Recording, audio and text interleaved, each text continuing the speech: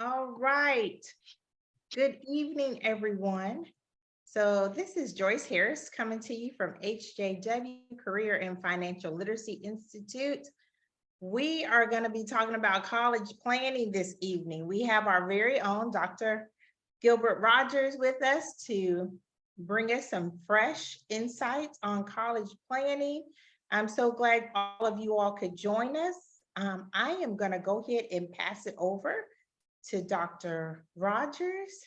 So without further ado, everyone, Dr. Rogers. All right. Hopefully everyone's doing okay. Um, as Miss Joyce mentioned, we're here today or this evening, depending on where you are, to talk about college planning and more specifically, how to fund your education. And this is a topic that I think is extremely important. And the more info we get out to individuals and families, then we hope the more you will be equipped or the better you will be equipped to start planning for college, either if you're going back to school after a few years or if you're starting school for the first time. So regardless of your situation, we have something for you. So let's go ahead and get moving with our presentation. So just a little bit about me. I am a financial counselor with HJW, and I've been doing financial education dating back to oh goodness, about 10 years or so, and um, it's a passion of mine, and I definitely enjoy helping others just learn fundamental skills that can help them along the way. So, um, with today's presentation, here's the game plan. Here's what I want to talk about and cover. And again, hopefully, you take just a few tips away. So, we're going to start with the decision of whether or not to go to college. Um, and this is a decision that's important, and it could be a costly decision. So you have to kind of look at both sides of that equation. The second thing we're going to go into, or the second topic, will be your funding options if you decide to go to college. From there, uh, one of the funding options that stands out that's underutilized is acquiring scholarships and different grant opportunities that are out there for you. And as it relates to scholarships, I want to talk more about probably what you haven't learned about scholarships in the application process. So I'm going to share some behind the scenes knowledge, and it's coming from someone who reviews scholarships and looks at different applicants and does more of an assessment to see who meets those qualifications for various applications and et cetera. From there, we're going to talk about loans, and that may be a part of funding your education. Not saying loans are bad, but the goal is to avoid them.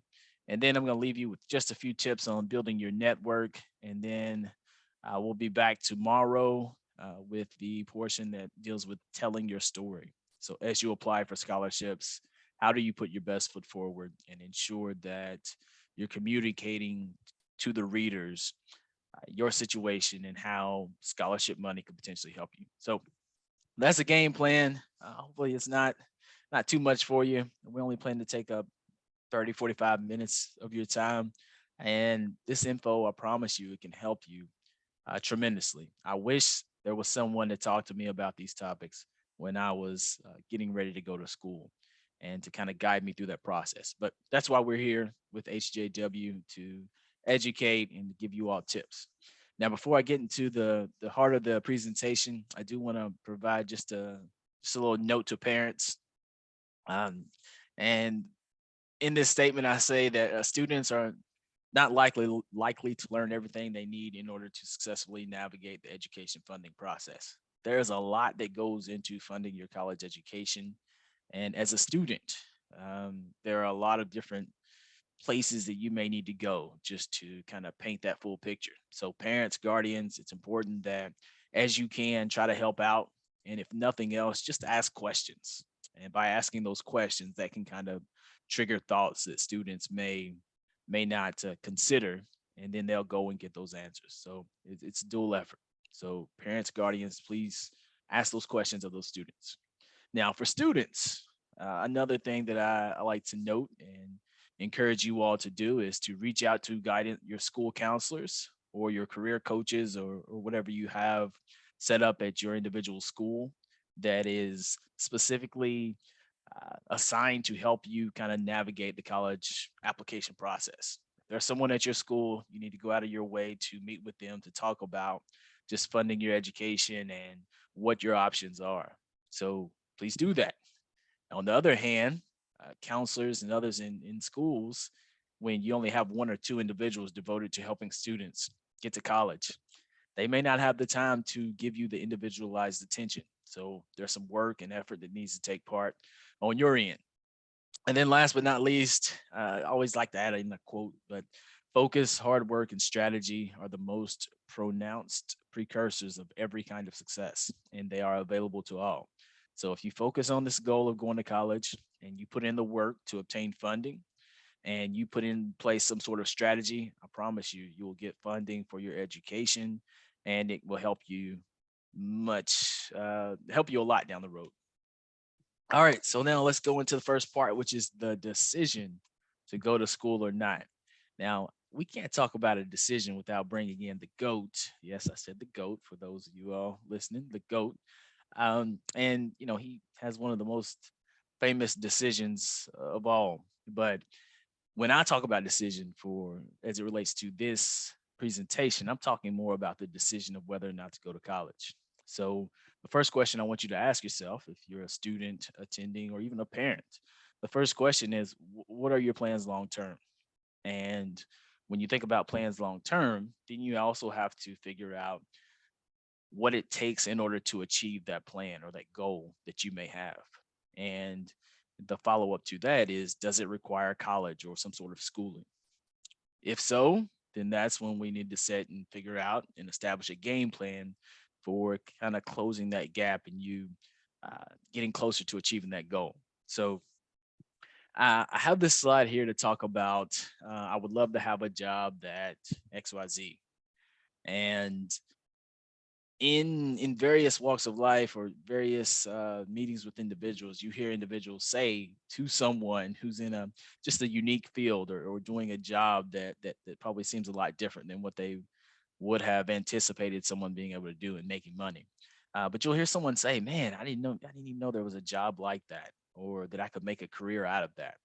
And unfortunately, this occurs more often than not because individuals and um, just in general, individuals grow up and you only see a set amount of different career options out there. It's like based upon your surroundings and what you grow up around and what you're exposed to, that kind of dictates, what the possibilities are. And what I really want you all to do is think about, as a parent or as a guardian or as a mentor, how to expose students and those that you are around to different career opportunities, because that is where you kind of broaden the horizon and broaden the dreams that students may have and get them to see more. Now I have the quote on the right that says follow your passion. You can mix passion in there. Passion doesn't always lead to a career, but it can lead to you doing the work that you love doing, which can supplement or it can add to what you're going to do career wise. So there's a way to mix that in.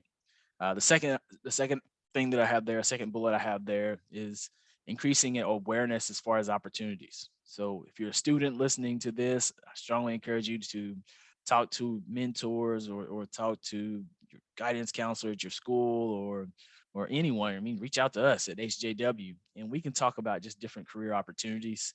And I'm gonna expound upon that here in a second. The third one, high school career planning. I cannot overstate this a month.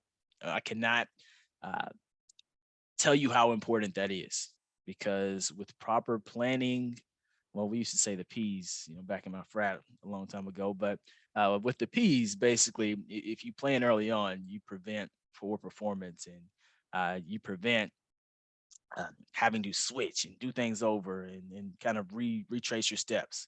But with career planning, what you can do is you can get a good idea of what potential career opportunities are out there that align with your interest and your strengths.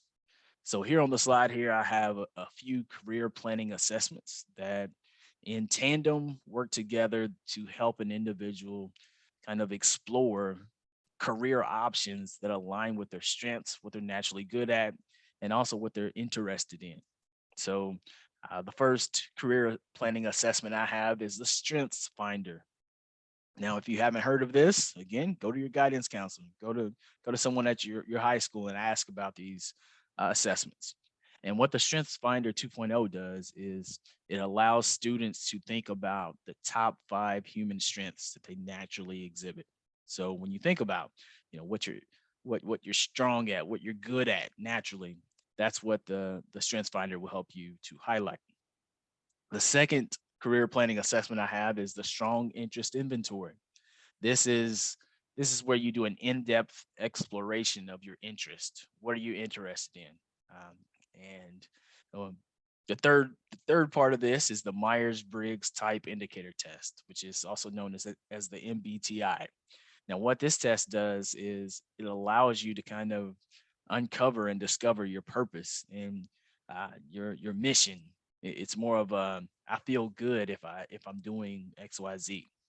Now, when you take these 3 tests, you kind of you create a recipe essentially for what different career options are out there that align with what you're naturally good at, with what you're actually interested in, and also what you're passionate about. And there are plenty of careers out there.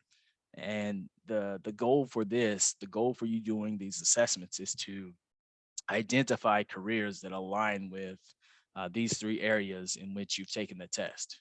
So this was not this was not done at my school when I was growing up, but and a lot of schools they may not know to provide these sorts of tests, but I strongly encourage you to look out there and explore these tests and see, how do you create that formula that leads you to a job or a career.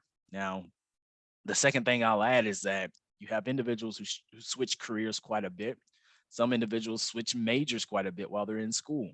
And some of that is the result of not properly planning and not understanding how to align their career interest or their natural strengths and their career interests and everything with a job that fits. So, for example, you could have someone who's great at math, but they may not like math. So that's an example of someone doing something and being naturally good at it, but not liking it. So choosing a career based off of solely what you're good at, it may not align with what you're interested in. So again, this goes back to taking the time to explore and figure out how do I create this recipe that fits kind of what I'm looking for. Now, does this mean that you're gonna find the job of your dreams, love it, and retire doing that? No, it's just increase. It just helps to increase the chances or the likelihood that you land in a career position that you'll stick with. And if you're good at it and it comes natural, then it just helps you in that from that regard. So I'll leave it there. All right. So after taking those career planning assessments, and if you land on a job or a career opportunity that requires or that leads you towards pursuing further education, then one thing I would really encourage you to explore is looking at community colleges. Community colleges, they have uh, a number of benefits that we may not think about, but what they can do is they can help you to position yourself where in a situation where you can afford your schooling, you don't take out a huge load of student loan debt, and then you also get some flexibility as far as starting a career early on or starting to work earlier. uh, on the slide there, I have listed the benefits of community college. One, a lot of times they have free programs. They get a lot of assistance from federal and state government to help them and um, ensure that what they're offering is affordable to the community. Two, you get smaller classes. What this could lead to is more time with your instructors or professors who may be able to help you link up with certain careers and who may have established relationships that can help you get a job or an internship. So that's also something that's overlooked. Number three, flexibility. So say you're working, you're not taking as rigorous over of a course load. You have the flexibility if you need to, if life happens, take a term off or take a semester off. You do get that flexibility more so with the community college. The other things, the other three items I have listed there as far as benefits are cost, transferability, usually transfer those credits over somewhere else. If you want a degree from, say a larger institution, you can knock out the career college or community college early on. And then uh, the third benefit I have listed there on the right side is convenience. You can live at home. You can live at home, save the money that you would spend on housing somewhere else. And that's money that could go towards your actually paying for your degree. So those are the benefits of a community college. I also strongly encourage you to check out HBCUs, and a lot of additional benefits, a lot of the similar benefits that you see listed on the slide there. The two great options that are out there that individuals may not go to right off as much as they should, or may not see those as immediate benefits that they can take advantage of. So now let's look at the numbers of individuals who go to college. So the reason I show this slide is that while I say college is not for everyone, going to college, going to school can give you additional options. So that's one thing that I do want to highlight with this. And I'll be the first one to tell you, I've told students this before, even though I work at a university, it may not be for you, but career planning and deciding early on can save you a lot of money in coming to that realization. But by the numbers, just see that individual who has finished less than high school, we see average earnings for someone with an associate degree and also someone with a bachelor's degree. This is just a study that was conducted in, I say, 2020, and it just took the averages. It could be more, it could be less, but this is according to Federal Student Aid, which is a reliable source of data that's compiled to display what you see. All right, so you made the decision to go to school, and you're still deciding on which school to go to. Now let's start looking at different funding options. So there are a number of funding options out there. Today in this presentation, I'm going to focus more on scholarships. However, you do have the GI Bill if you decide to um, go into the military um, or go into the National Guard or Reserves. GI Bill could be an opportunity for you. You've got grants. Grants are administered by state and local governments. Also federal, there are federal grants out there. Next, you have scholarships, which I'm going to focus on today. And I'm really going to take a deep dive into where you can look for scholarships and how you can obtain money for school. Number four that I have there is tuition assistance. So earlier I mentioned the community college option. If you go to community college and say you're working part-time, it's possible to get linked up with a company or organization that will help pay for your schooling, which is a even better benefit because not only are you making money, but they're also contributing toward your future. And then last but not least, which sometimes it's necessary, I'm going to talk a little bit about loans and how, if that's the option for you, how to safeguard in certain situations. All right, so scenarios, and when you go to school, when you make the decision to go to school, there are four different future situations you can find yourself in. First one is you can end up with a degree and not have any debt. Ideal. That's a great position to be in. Having a degree, not any debt. That's kind of the goal. The second one there is having a degree but having debt, and that's not always bad. But your goal is to decrease the amount of debt that you have overall. The third option there is you can end up with no degree and with debt, and that's the situation I want everyone to try to avoid. And this is why we're doing this workshop, to talk about just different scholarship opportunities that can help you avoid some of that debt. And then the last one, no degree, no debt. So you may go to school, you may have gotten scholarships or funding to go to school, but then all of a sudden you realize that, hey, maybe this isn't for me. Maybe there's another career path that I want to follow. And that's fine. That's okay. There's nothing wrong with that at all. And that's kind of the fourth situation you can be in. The good part, no debt. All right. So if you are going to school and you're thinking about funding, then the first thing that I encourage you to do is go to studentaid.gov, or you can go to fafsa.gov. And what you will do there is complete your free application for federal student aid. The FAFSA is an application where you apply for funding to go to college. And what usually happens is once you apply, they will do an assessment of your overall income and what resources or what assets your family may have, and then they will decide based upon that information how much funding is reasonable for them to contribute. So they have this huge formula that kind of works in the background, but in order to see what you qualify for, you have to complete that FAFSA application.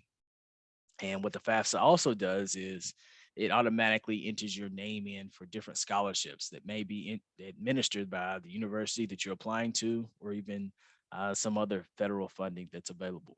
So, in order to start the scholarship process, be sure to submit that FAFSA. And um, with the FAFSA, there are three areas, and I'm going to talk about one. After you complete the FAFSA, then you want to be sure that the results of your FAFSA application are sent to the schools that you're looking at attending. So whether it's a community college, whether it's HBCU, whether it is a larger university or smaller university or private university, wherever you're going, you need to ensure that your FAFSA results are sent to that school or institution. And you check with the school, let them know that you're interested in attending. And then from there, after those results have been received, you will also inquire, or you should also inquire with them about scholarships that that university will offer specifically. So scholarships can range from need based, meaning my family doesn't have the resources or money just in general to contribute to my education. So some scholarships are awarded based on the need. Some are awarded based upon efforts to increase diversity across campus at various institutions as well. So it's important for you to submit your profile, which will include more specific information that could help you potentially obtain more scholarship money. So contact the schools, and then the third step is you want to start thinking about where you're landing as far as funding. And I'm telling you, the scholarship process and the scholarship application process should start as soon as possible. So even if you're an eighth grader, ninth grader, seventh grader, you can start applying for scholarships and obtaining money. So I'll talk a little bit more about that and where you can find those. So when it comes to scholarships, so after you've completed the FAFSA application, this is more so towards getting ready to actually go to college. But for the FAFSA application, it opens the gate to the federal funding. But as far as local, state, government scholarships, those are outside of the purview of the FAFSA funds that you receive, the federal funds that you receive. And one place that I would strongly encourage high school students, if you're still in high school, even if you're early on, ninth grader or whatever the case may be, I encourage you to start having a conversation with your school counselor or your career navigator or your career coach or whatever they call them at the high school. Start a conversation with them. Ask about different funding options that are out there for high school students, and I would um, I would expect them to be somewhat in touch with a lot of those opportunities due to the nature of their position at a high school. Other places to check are with your local government. You can check with local businesses. You can check out state scholarships. Go to wherever state you live in. If it's the state of Kentucky, go to the state webpage, look at scholarships, scholarship and funding opportunities. Also check with your employer or your parent's employer. That's a great place to check. Different community organizations, churches, religious orgs, hometown civic groups. I know, like when I was back in Munfordville, Hart County, where I'm from, the Lions Club used to hand out a scholarship. You have a hometown and professional sports teams that hand out scholarships. So, say if you're in Indiana, the Pacers likely have scholarships that they hand out to students. And just be sure to check as it relates to church and religious orgs. I know my aunts, they get together and they hand out a scholarship each year. that's in remembrance. That's named after my grandmother because she really pushed for education. So always check, and if you don't ask, you won't know. So be sure to check. So if you're at home, or if you have someone that may have a connection to a community org or something like that, just ask, and that way you'll find out if there are scholarships or potential funding out there that can help you make college more of a reality. All right, so say you've checked all these different sources and you're going through, you're applying, you're doing everything you can, and then uh, and you decide you still want to look at additional options that are out there as far as funding your education. On the right, I have a lot of the online web pages that have these scholarship databases where they pull in a lot of scholarships from different places, and you can go and visit and check out scholarship opportunities from these different providers. So, Fast Web is one that I've used quite a bit in working with students. College Board is a great resource, but just go in, check out their little scholarship dashboard, input your information, not account numbers or anything like that, but more so, um, I'm a college, I'm looking to go to college. I'm a junior, senior. My GPA is XYZ, and I'm also, if it asks for more information such as your ethnicity or something like that, that's fine to put in, because a lot of times it will limit or search the databases to find scholarships that you would typically qualify for. So they may ask GPA and stuff like that. So those are definitely great resources. But as with anything, I strongly encourage you to beware of scams, and I have a slide about that relates to that here in a second. So all right. As you go and you apply for scholarships, I also encourage you to maintain a scholarship notebook. So you're like, okay, why? What is this? So basically, your scholarship notebook will have a listing of different scholarships that you've applied for. One, it will list the name of the scholarship. Two, it will have the contact information for your scholarship that you've applied for. Three, it will have the source, meaning where did you learn about this scholarship opportunity? Number four, it will have the date that you applied. And then number five, the result. Now, why exactly is this important? So say you obtain a scholarship and it's quoted, or it's listed as being a one-time scholarship that you receive. So you receive it the first year. So say you're going into year two, you want more scholarship funding, and you may be able to reach back out to whoever that person was that was in charge of administering that scholarship. You may be able to reach out to them and say, hey, I was wondering if I could apply for this scholarship again. Being someone who reads scholarship applications and goes through that process, you tend to feel that when you award a scholarship to someone, that you've kind of vetted them. You know that they're going to use those funds to kind of better their education and help someone else out along the way. So if it's someone who comes back and they're saying, hey, I was wondering if I can apply again, that can save a reviewer time and effort. And you also have some organizations who have trouble handing out scholarships, meaning they don't have enough applicants. So you never know if you could qualify for that same application again unless you try and you reach out. And how do you know who to reach out to? You maintain this scholarship notebook and you list out, what you've applied for, what the result was, and very importantly, who the contact was for that scholarship. So be sure to keep this notebook. It also kind of helps you to keep things organized so that what you've applied for, and what the results were. All right. So I mentioned just a few minutes ago that you should also take into consideration that there are scams out there. So anytime you're applying for a scholarship and they are asking you for some sort of payment method, or asking you to make a purchase, then that's a scam. No scholarship should ask for you to pay for anything. And sometimes they're out there. As with anything else, you have individuals who try to find opportunities to obtain someone's information and things like that. So if it doesn't look right, or if you don't feel good about it, just avoid it. If a scholarship, the second one I have there, bullet point, or the point I have there, is if a scholarship says that they guarantee that you will receive funding, that's a lie. Stay away from it. There are no guarantees as far as scholarships. So uh, just stay away from it or X out and don't mess with that scholarship opportunity anymore. Number three, if they request for personal information, stay away from it. If they're asking for account numbers, social security numbers, a credit card number, anything like that, that's not a legit scholarship application.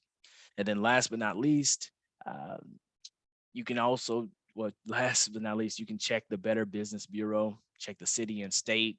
You can look up an organization to see if they are a legit organization. That way, you kind of do some of the vetting on your end to make sure that this entity or this organization that's awarding scholarship money is, you want to make sure they're legit. So, just a few tips there on how to avoid scams. Also, if there's fine print, you need to read it. You need to see what they're asking for or what info they're providing, and make sure you're comfortable before you submit your application materials. So those are just a few tips on how to avoid any scams. But now I would also like to provide you with just a few tips on how to ensure that through your scholarship application you are submitting information that will be used to make a true assessment of each applicant. And if you're submitting the scholarship application, you want to be sure that the information you're providing is accurate, and also that you communicate what's needed. That's the most important thing. So when you think about scholarships from a high level, oftentimes either an organization or an individual who's providing a scholarship, they're wanting to be of service to others.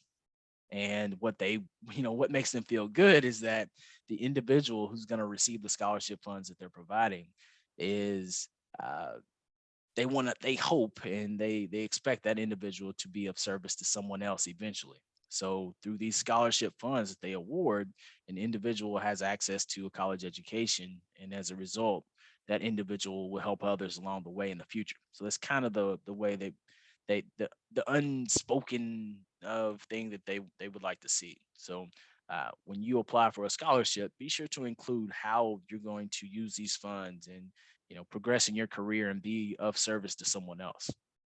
The second bullet point that I have there is be respectable. Well, not be respectable, but have respectable academic achievements.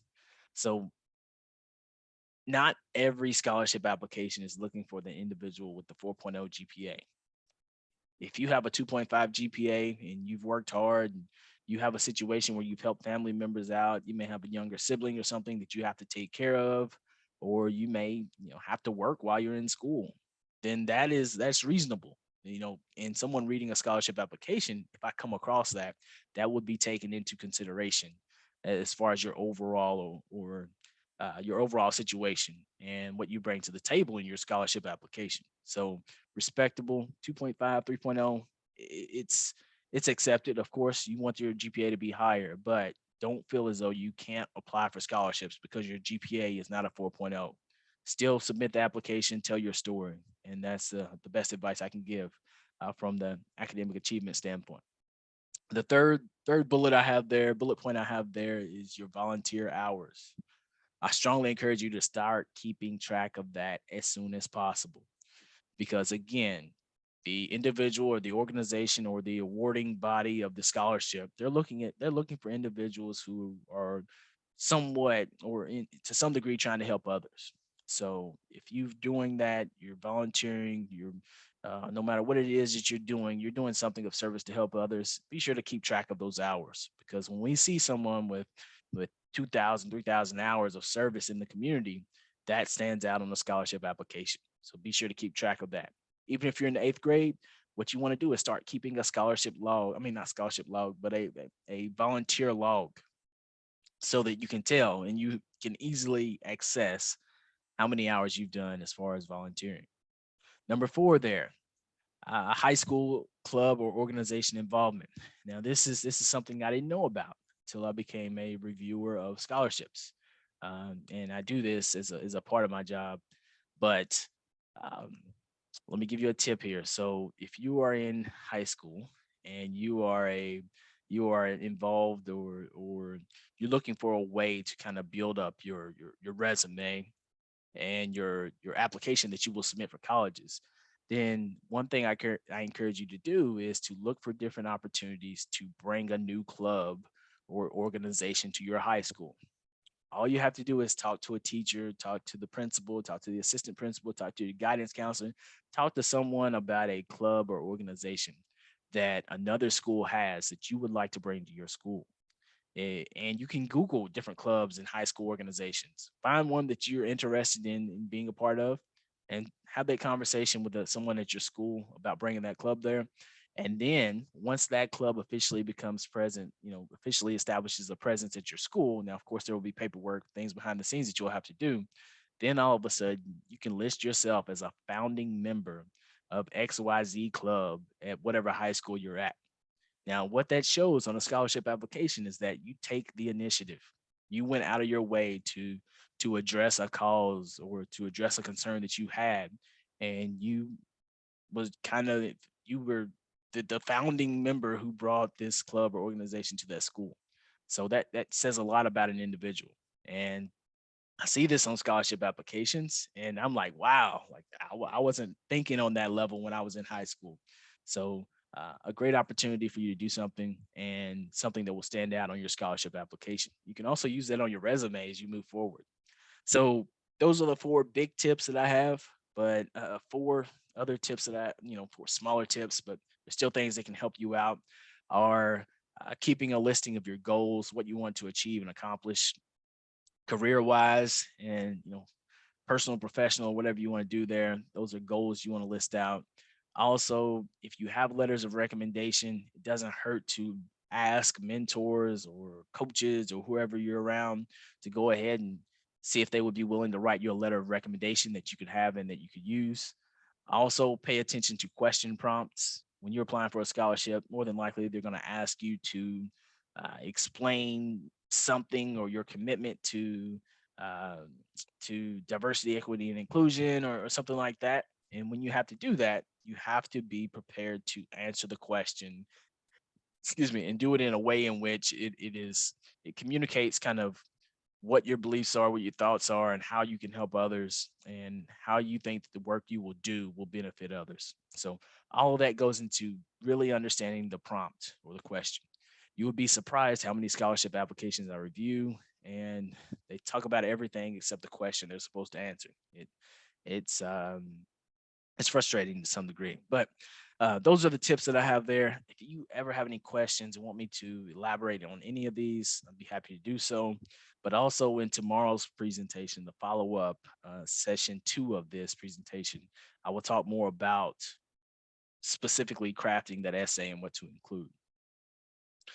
All right, so a little note that I add in here because I know everybody kind of, well, some people feel certain ways about applying for a whole lot of scholarships. I've heard someone say, man, that individual, they already have $1 million in scholarships, why are they still applying?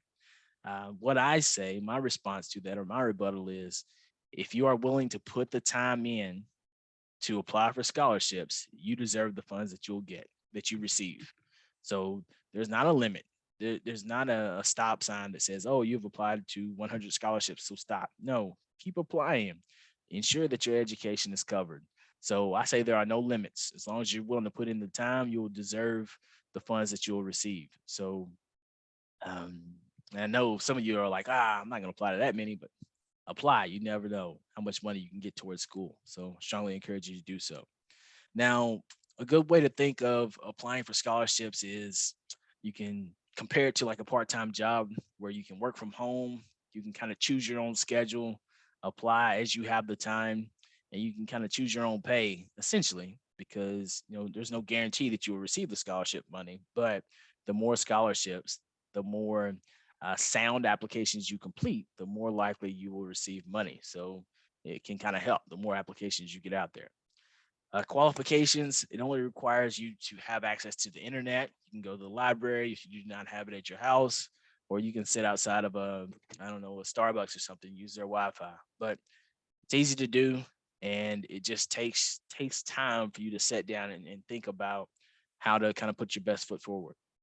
The last thing I have there is you must be willing to meet strict deadlines and write essays. So that's the more of the challenging part of crafting essays or completing a scholarship application. And lucky for you all, you have HJW and you have individuals that don't mind helping you through the process, but you just have to reach out. All right, so I've talked about scholarships. I know I've given you a lot. Tomorrow will be the follow up to scholarships, but I would like to go ahead and briefly touch on other funding options for your education. And I want to talk a little bit about loans, which loans are not all evil. Let me put it that way. Of course, you don't want to have a loan, but if you need one in order to complete your degree or to fund your education, then the most important thing is for you to have a game plan on how to address the loan that you've taken out. So how to address that debt. And that's where you work with a financial counselor or a financial coach, and we can help you get established with a game plan. But on the left side, for federal loans, I want to give you the difference between private loans and federal loans. Federal loans are definitely more favorable, and it's impossible for you to get those federal loans unless you complete that FAFSA application that I talked about earlier. But I have the benefits listed there on the slide. So just to name a few, payments can start after graduation. Some will build interest while you're in school. Some depends on the type of loan, and some you will not get any interest to charge, or no interest will accrue until you graduate. So the good thing is you can wait to start paying until after graduation. You have fixed interest rates, oftentimes low, much lower than private loans and credit cards. You subsidize loans where the government will pay the interest while you're in school. Uh, and that's what I was referring to earlier, where you won't be charged interest. Well, the interest will accrue, but the government will basically take care of it for you with those subsidized loans. Um, the next thing I have there is you don't need a credit check. They're not looking at your credit to see where it is in order to qualify for federal loans. You also have postponement options, loan forgiveness, all these things that are out there that could potentially be benefits for you if you have federal loans. Now let's look on the right side. We also have the private loans. Now, I'm not telling you not to take out a private loan. Everyone's situation is different. You have to do what's best for you in your situation. But I want to make sure you have an understanding of what some private loans could entail. Some require you to make payments while you're in school. Some may have variable, which are interest rates that go up and down. And then some have fixed interest rates. And usually the rate overall is higher with a private loan. They are usually not subsidized, meaning they're not going to say, hey, don't worry about interest while you're in school. Um, they often require an established credit record or co-signer. So someone else, not only your name could be tied to that, but someone else's. And then it's usually more difficult to consolidate private loans. So you've got the two types, the major types of loans, and you complete the FAFSA to ensure that you have access to federal loans. Now, even if you make quite a bit of money and you say you may not qualify for the free funding that may be out there that comes from the federal government, you may still qualify for federal loans. So again, complete the FAFSA. All right. So another tip for students as I get ready to wrap up. So if you're paying for school, there's no reason for you to take a summer break. Yes, I said it. Summer is the ideal time for you to work and save. Now, you could be taking classes in the summer, which that's fine, but you really gain ground if you work during the summer and use the money towards your education. Um, I also took classes in the summer and I didn't realize the huge benefit that taking classes in the summer would have, but that's just an option. But if you're taking out loans for school and then you're sitting at home during the entire summer during the summer break, yeah, it's a good idea for you to get out and work and start paying money toward those loans if you have some. So just my tip. And a few other tips as I get ready to wrap up. I also want to talk about the importance of starting to build your network. And um, one thing that individuals may not think about is the importance of how your network can really change the trajectory of your career. Meaning, by knowing someone, you can get into a career position, or you can get into a job that you would not have been able to access otherwise. So one thing you can start doing while you're in high school is you can start working on that professional network. Now, one thing I encourage individuals to do as early as 13, yes, age 13, you can build or create a LinkedIn profile and start adding friends and essentially building a network. Now, I say start with your parents, your the friends of your parents, meaning who are your parents' closest friends, add them to your LinkedIn. And then also your friends' parents. So whoever your friends are, if you play sports or you're in a reading club or something like that at school, then go ahead and add your add your friends' parents to your network on LinkedIn.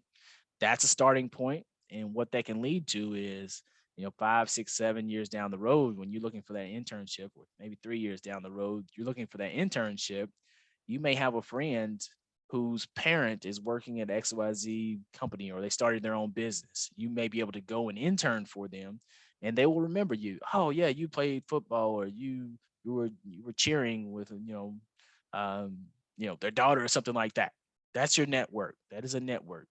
And what I have noticed is just by, interacting with students on campus is that some students are joining advisory boards and volunteering for different roles and committees with like the American Heart Association, with the Special Olympics. They're doing all that early on at the age of 16, 17. They're joining those advisory boards. They're getting that experience so that as they go through school and they start building their resumes, they already have experience that many others don't have. So all of that goes back to starting that professional network early on.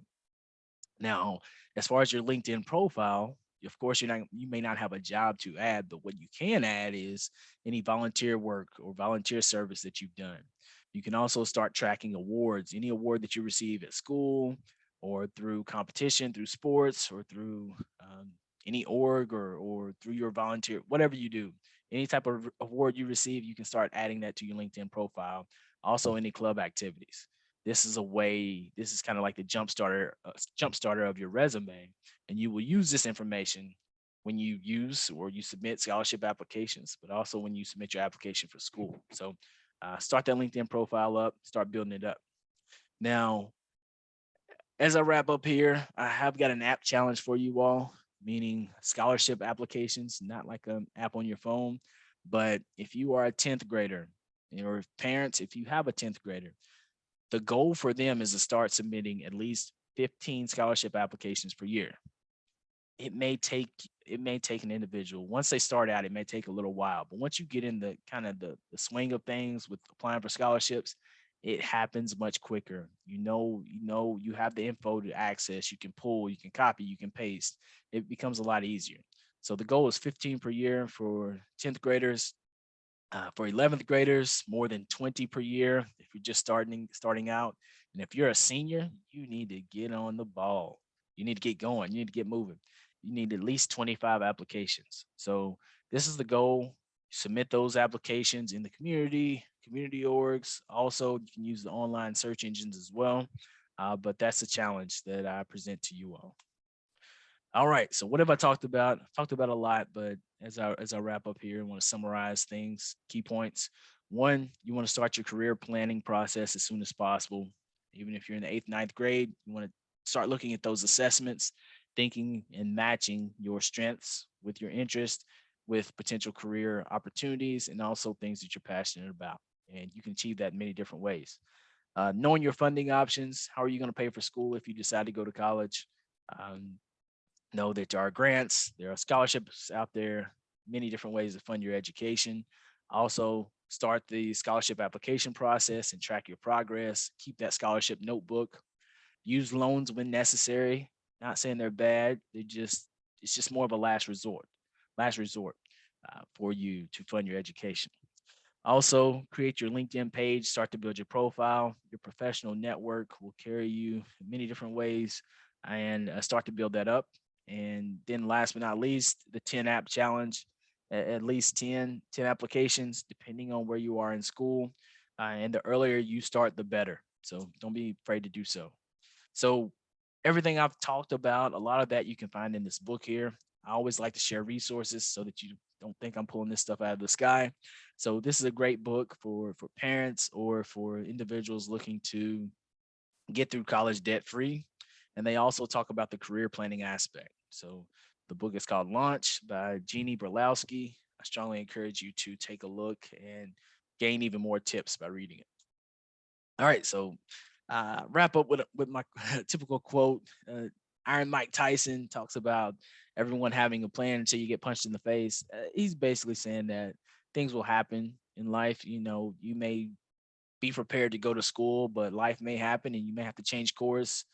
Just try to prepare as much as as much as possible. And what you can do is you can absorb the shock and work through it and get around it, and then get back on the path. So don't give up. It's basically the message. All right, last thing. So I'm back for part 2 tomorrow with funding your education, where I will talk more about the scholarship application process and how you put your best foot forward when you apply for scholarships. I'm gonna talk about just different essays or information to include in the essay that you write when you apply for scholarships. So hopefully you all tune in tomorrow and I'll listen to me talk about the part 2 of scholarships applications and the essay portion. So thank you all for your time. I will stop here and I'll turn it back over to Miss Joyce. Right. Okay, thank you so much, Dr. Rogers. That was some great content. I tell you, every time I listen, I learn some new information. I was looking online as you were talking, because of course we're live, and I have a lot of shares on there, and that's great. Thank you all for sharing. And as you watch this video, because we will have it posted, continue to share. That's what it's all about. We just want to get this information out to every household if possible. If you don't have a child that's going to be going to college, if you know someone, just share that information. This is very impactful. The whole goal behind it is to change the trajectory of people's future. If we're looking at our children, if they're going to college, we don't want them to be in debt for so many years trying to pay for a college education if that's their desire to go to school. And also just being prepared, even in looking at the assessment tools. I tell you, as you were talking about that, how impactful is that to kind of look at what do I really want to do? Not only just looking at your future, but to add that self-worth to yourself, to know, this is what I have a passion for. This is my desire, and being able to build that early on. So even though we're talking about college planning, it makes a difference as we're looking at those assessment tools and trying to figure out, navigate. Because like you said, as is life, things happen, things change. So you may have one desire to go to school, but then if that doesn't pan out for you, it switches up. So it's important as we continue on to look at those different areas. So I think I paused here on my video. Can you all still hear me talking? Okay, there I go. So it's important that you continue to look at those avenues. As Dr. Rogers said, we're going to be back tomorrow. So make sure you share this information. If you have not liked our Facebook page, we are at HJW Career and Financial Literacy Institute on Facebook. We will have these classes saved for you so that you can go back and review them. Like he said, there's a lot of content, but I'm telling you, so impactful. And as he said, starting early. So if you're looking at this information and you have a child that's in the 8th grade, have them watch it with you. Get them to become a part of the process. That's very important. So we're not going to hold you all any longer. I checked the page again to see if we have any questions. And it's okay. If you're watching this on the replay, you can go back out there and post your questions because we do monitor the page. And Dr. Rogers is also always so graceful and grateful in answering your questions. He's glad to do it. And so make sure you post those questions because we want to keep you all informed. That's what we're all about. We want to educate you, provide you with those opportunities for your next level of living. With that said, unless you have any other comments, Dr. Rogers? Nope, you're good? Okay, Good, all right. good. We're gonna thank you once again. Like I said, very impactful, very informative information. We're gonna sign out for now, but we will be back tomorrow. So make sure you tune back in, same place. We'll be live as well. If you want to go to our page, hjwfinancial.org, and register, you can, but we will be live as well. So tune in, get your questions answered, and we hope to see you tomorrow. All right, you all take care. Bye-bye Take for care. now. All right, bye. Bye-bye.